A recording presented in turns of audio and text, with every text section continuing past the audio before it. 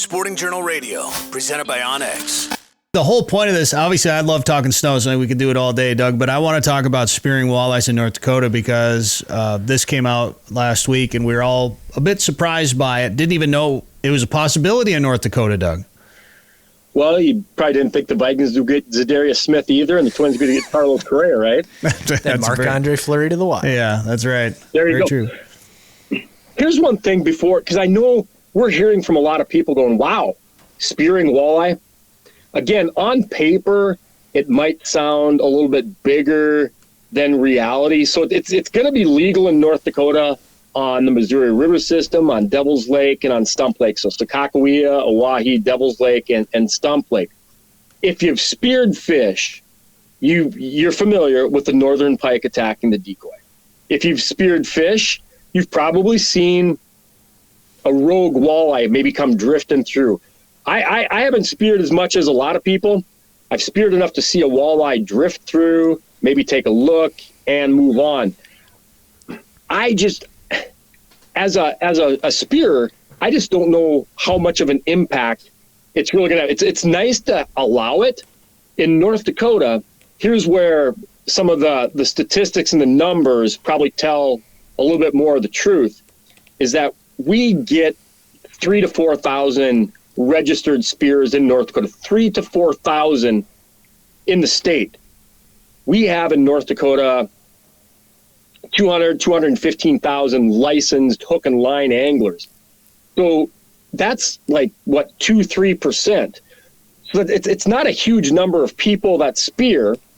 And the reality, maybe somebody's going to come up with a way to spear walleye. Maybe they already have. I guess I should couch it just a little bit. Maybe there have been people that have been studying, new means of luring in walleyes. Maybe that exists. There's probably some rabbit hole on YouTube on it. But if there isn't, there will be. Yeah. Right. No, and that's why I should probably couch it just a little bit. But new idea for our YouTube channel, Dan. Spearing walleye tips. Okay. All right after you eat the snow goose gizzard. Right after you eat the snow goose gizzard. But yeah. So when you look at that, we're going to allow it legally coming up this winter. One thing that we've done with spearing in North Dakota, we didn't start legal spearing probably around the same time we started the spring snow goose hunt, right around the turn of the century, around 2000.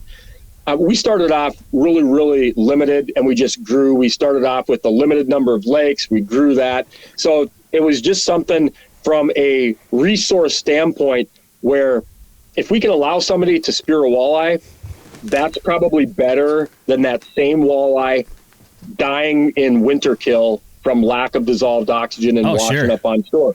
So utilizing the resource is something that we've always tried to look at and actually drift more towards utilizing that resource and allowing the anglers, and same thing with hunting. We've always been strong advocates of saying, how can we utilize the resource versus that resource just ends up dying and not being consumed. Well, I'm curious to see how people are going to react to it and how many people are actually going to do it, because it's not going to be easy. I know there are guys that do it in South Dakota. We had Paul Steffen, who took the Black Rifle Coffee guys out spearing walleyes in South Dakota last year, the year before. I can't remember. And they speared a couple of fish. So I've always thought it was interesting. In fact, I was at Paul Steffen's one time by Pier there, and we were doing, I think it was a South Dakota governor's pheasant hunt or something. And I walked into their lodge, and there were some really nice walleyes up on the wall. I'm like, wow, that's not bad, And he goes, yep, that one was speared. That one was speared. That one was speared. I'm like, well, that's the first I'd heard of it. And I'm like, what? Like, is that legal? Like, what's going on here? And and then when we bow fish, rough fish over here, a lot of times in the dark at night, you'll see walleyes, and it's like, gosh, it'd be kind of cool. Eyes glowing. Yeah. And especially if there's a pot of walleyes, you'll just see all these eyeballs, there's just massive eyeballs off, in the shallows. And be like, man, it'd be kind of cool to pick out some nice eater walleyes, because carp you always end up, it's fun to bow fish, but then you always have to deal with these carp afterwards. And of course, that's where you end up having kids dump them in the ditch or whatever.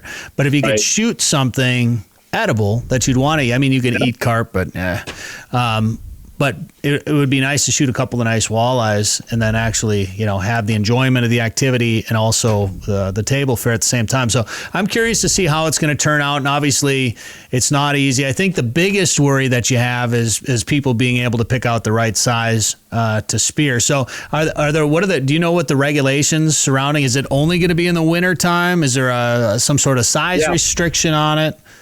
No size restriction. So again, you don't have to worry about a protected slot. You don't have to try to invent spear and release. I don't think that would work very good. That's the tough part. No. So is it and that's one thing that, again, that in North Dakota that we really try to do is try to reduce some of the friction and the consternation. I mean, I just don't understand. I've spearfished and, looking down that spearing hole, trying to judge the size of something is not something that I want to try to, push spears into turning, a legal activity and turning somebody into a game violator unintentionally. Yeah, absolutely. All right, Doug. Well, what else? Anything else new in North Dakota? Anything? Or David, did you have a question? So is it just walleyes, or is it? I know when South Dakota changed it to walleyes in some of the northeast region, I think it's perch too. Oh, really? Or all game fish on certain lakes.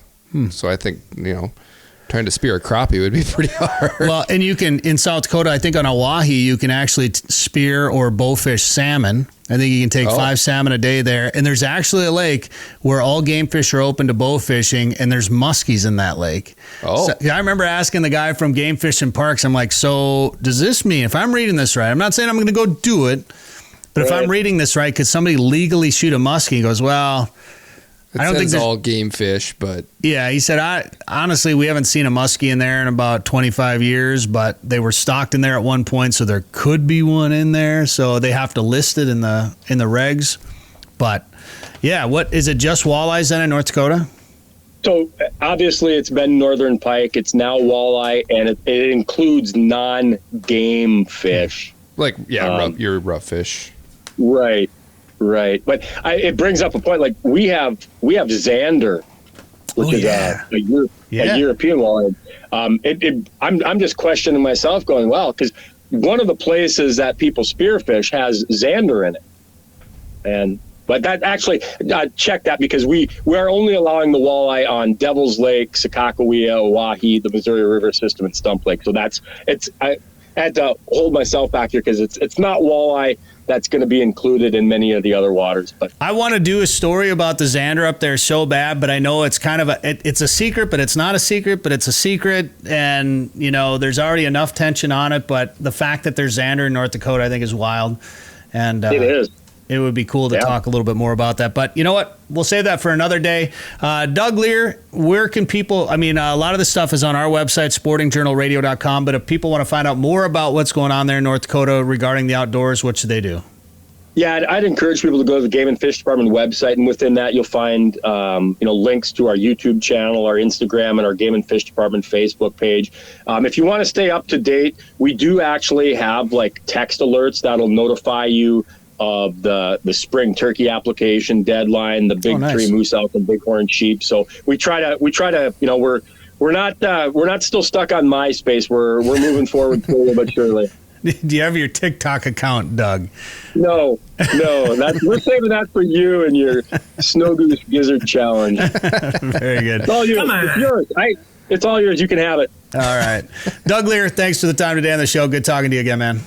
Yeah, and congratulations on 500 shows. I'm very, in all sincerity and professionally, Brett, it's been so much fun over the course of time from Fargo to where you're at now to be a guest and to stay connected and see what you're doing, because you're such a strong advocate, not just for the hunting and fishing, but you're one of those guys, and the rest of your crew, your entire crew, brings in the conservation and the importance of those guys some don't of those care other about any of that stuff.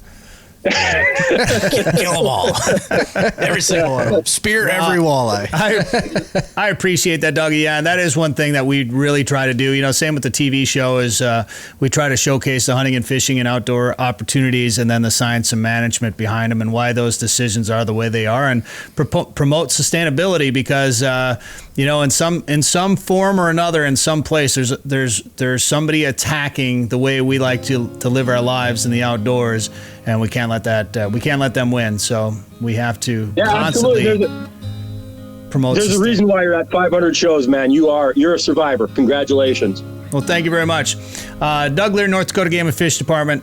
Thanks again. Take care. Thank you. Hear more at sportingjournalradio.com or wherever you get podcasts. Devil's Lake is legendary, and this summer has been legendary for walleyes. Don't miss out. Call Haybale Heights Campground and Resort today to book one of their modern cabins on East Bay. The cabins are furnished with a full bathroom, kitchen, and all the amenities like high-speed internet, and are clean following CDC guidelines. Staying at Haybale Heights gives you full access to a private boat launch, fish cleaning station, and beach area. Learn more at haybaleheights.com. That's haybaleheights.com. Plan your trip to legendary Devil's Lake today.